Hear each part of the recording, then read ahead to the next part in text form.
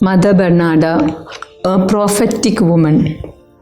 Maria Anna Heimgartner, later known as Sister Bernarda, was born in Feldlisbach, a rural community in Canton Argo, Switzerland, on 26 November 1822.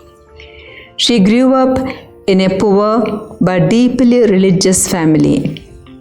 She did her schooling in the village in 1840 together with two other girls.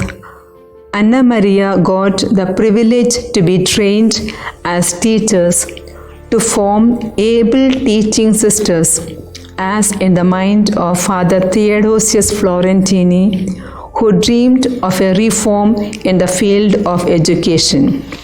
Mother Bernarda was an exceptional 19th century woman in Switzerland, a woman who lived from a deep faith in God and gave life in abundance. She had a vision to improve the position of women through holistic education. She was not afraid to take the risk to achieve the goal. She dared to start a new form of religious life in central Switzerland and to live in small communities among the people. God is always close to us, even if we don't feel it, she said, and trusted that blessings arose from tiny step to a worldwide Holy Cross family. Mother Bernarda's central concern was education for all amidst a situation where it was not possible. She believed that with education, people have the power to empower and self-assert themselves. Mother Bernarda was a woman who did not shy away from the risk to reach her goal. She was a woman with a clear vision and total commitment. This guiding vision she treasured till the end of her days. The strength to seek the good of the congregation at all times, no matter what the cost, came from her conviction that God Himself had entrusted the work to her. Mother Bernarda's religious life was a single act of faith. Mother Bernarda ran the race and bid farewell to the world on December 13, 1863.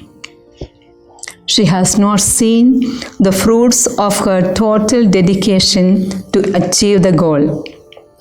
We experience the fruits of her toil.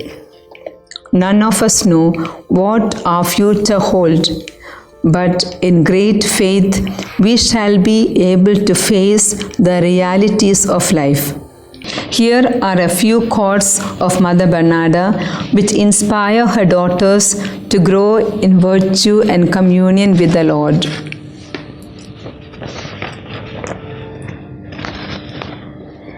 Start every day anew to love the Lord. Remain faithful to your bridegroom. He cannot be compared with any other.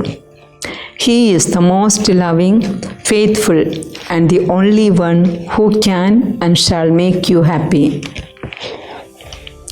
Recollection is the most suitable means to grow in virtue. May you be always happy and cheerful in the Lord. The Lord enters where He finds empty vessels. The Lord is always ready to show mercy if we ask Him for it. God is a most benevolent Father whose love never ends. May the will of God be done. He knows best what is truly useful and good for us. Be happy in suffering. Sufferings are a proof of God's love. In trials, we learn to trust God. We often receive most consolations and graces from God in difficult situations. In our hearts, we never lost trust that He who had begun His work through us would also see that it would succeed. Be happy in suffering. Sufferings are a proof of God's love. In trials, we learn to trust God. We often receive most consolations and graces from God in difficult situations.